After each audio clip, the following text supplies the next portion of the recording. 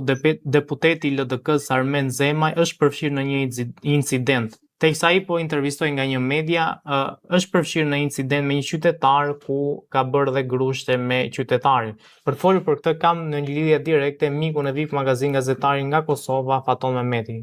Faton, faleminderit shumë për kohën. Faleminderit juve.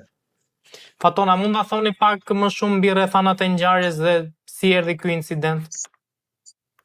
Po, deputeti Zemaj ka qenë duke dhënë një prononcim për një media këtu në Kosovë dhe afër tij ka kaluar një qytetar i cili ka thënë fjalën rrënc, pra gënjeshtar. Dhe deputeti Zemaj nuk ka mund të përmbahet dhe thjesht ka qelluar me grosht qytetarin. Ky është një akt i paprecedent kuptimin që politikanët shpeshherë për shkak të punës tyre shpeshherë akuzohen me terme të ndryshme, mirë po mënyra se si reagon ndaj provokimit tregon edhe për karakterin personal edhe publik. Pra, një deputet nuk ka thjesht një qytetar i zakonshëm, ai përfaqëson dinjitetin, kulturën publike dhe personale. Në këtë kuptim, zotëri Armen Zemaj ka rënë, si thua, ka shpërfaq karakterin e tij të dobët të një politikan i cili nuk mund të përballoj presionit. Imagjinoni një njerëz që nuk mund të përballoj një fjalë se si mund të kërkoj përgjegjësi nga populli për të udhëhequr, si thua, me shtetin. Pra, kjo tregon që në gjykimin tim Armen Zemaj ka rënë prej provimit që është i pa përgatitur emocionalisht edhe intelektualisht për të marrë përgjegjësi publike.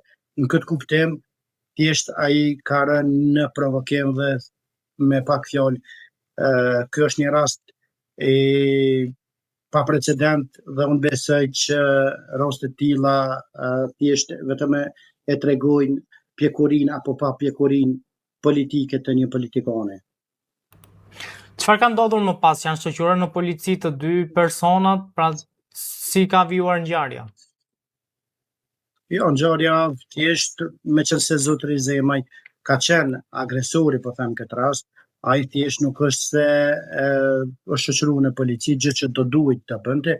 Thjesht qytetari ka bërë një kallëzim në gjykatë dhe tashmë i betet gjykatës thjesht për ta marrë në shqyrtim rastin dhe pastaj për ta ftuar Armen Zemaj si agresor në ballafaqim me qytetarin i cili thjesht ka thënë një fjalë dhe asgjë më shumë.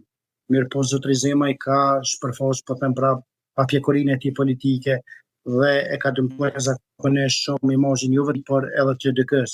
Dhe gjykimin tim është e pafalshme se si LDK-ja nuk ka bërë një kërkim falje ndaj qytetarëve, jo vetëm ndaj qytetarit, mirë po në përgjithësi ndaj opinionit publik, për shkak se një deputet i tyre, një deputet që më thënë që përfaqëson interesat e qytetarëve, bën një sjellje rrugaqore, pra një sjellje të rrugaqit.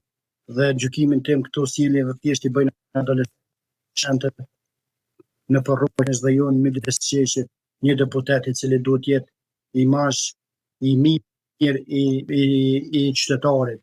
Dhe zotëri Zemaj e ka dëmtuar jashtëzakonisht shumë personalitetin e tij por edhe të LDK-s.